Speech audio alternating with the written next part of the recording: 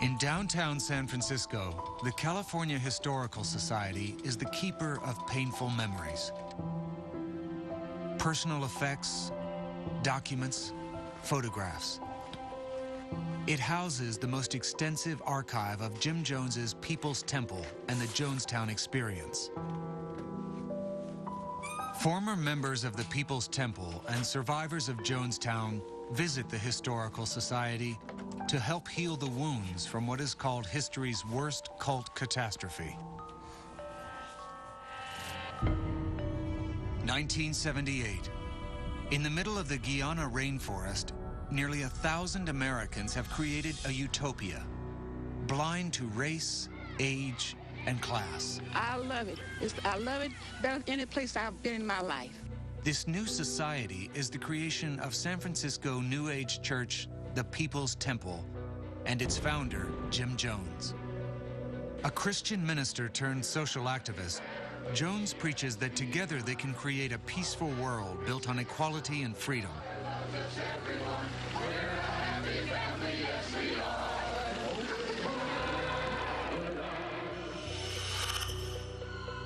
On November 18th, 1978, more than 900 members of the People's Temple succumbed to cyanide poisoning in what is remembered as a tragic act of mass suicide. What leads these hopeful people to their deaths? Why did nearly 1,000 people follow Jim Jones to a mass grave?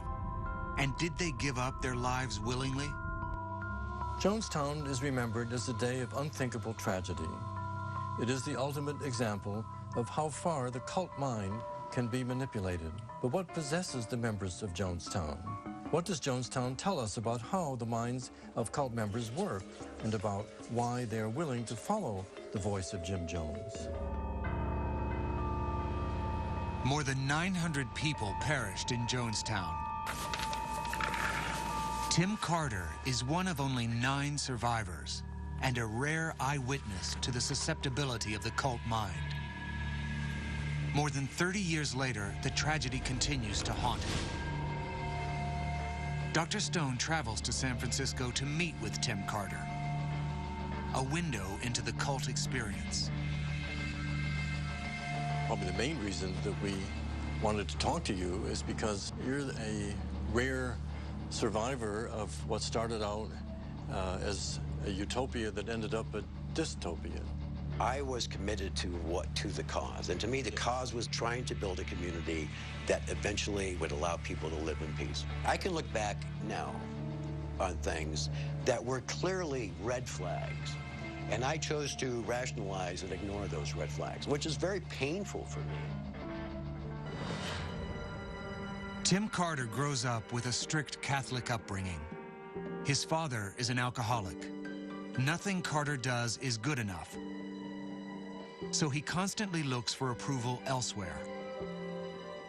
A gifted high school athlete, Carter wins 4 blue ribbons at a state track meet, even sets records. But Carter's father is not proud of his son. His success is met with only criticism. Carter searches for acceptance. In 1967, he enlists in the Marine Corps and is sent to Vietnam. He is changed forever by what he sees there. Tim Carter survives Vietnam, ready to lead his life on his own terms. But his whole life, Carter has been conditioned to follow and seek approval. There were a couple of things that I decided in Vietnam. Number one, I wanted to be part of the solution and not part of the problem. I wanted to be one of those who try to make the world a better place. You were looking for something, that puzzle piece, and the People's Temple was that puzzle piece. Right. It just, the feeling I got literally was that I was home. San Francisco, 1973. The People's Temple is led by its charismatic founder, Jim Jones. Why do you keep playing with that which men call God and we call socialism incarnate? I'm a liberator, I'm a savior. Jim Jones leads his simple church group into a socialist enterprise where people of all ages, races, and economic backgrounds live together. In 1973, Tim Carter goes to his first People's Temple meeting. So Jones came out and talked, and his sermon was like a synthesis of everything that I believed kind of spiritually and politically. It resonated with me, what he was saying. It was natural. And there were black and white teenagers that were playing around and flirting with each other, you know, and there were kids that were, you know, what kids do. They tease each other and argue and fight. It just was a very alive place. And it felt like I had known those people all my life. The People's Temple attempts to rectify the failure of the American establishment. They operate rest homes, offer child care, and instigate social change for the underclass. I worked probably 20 hours a day, every day. I loved it. I personally loved it. I mean, I was, 23, 24 years old. I was in the prime of my physical health. And because we were helping people in a sense that I could actually see with my own two eyes, that supported what it was I was believing, because as opposed to a lot of my friends were talking about change, I felt that I was actually helping affect change. Tim Carter convinces his older sister and teenage brother to join the People's Temple.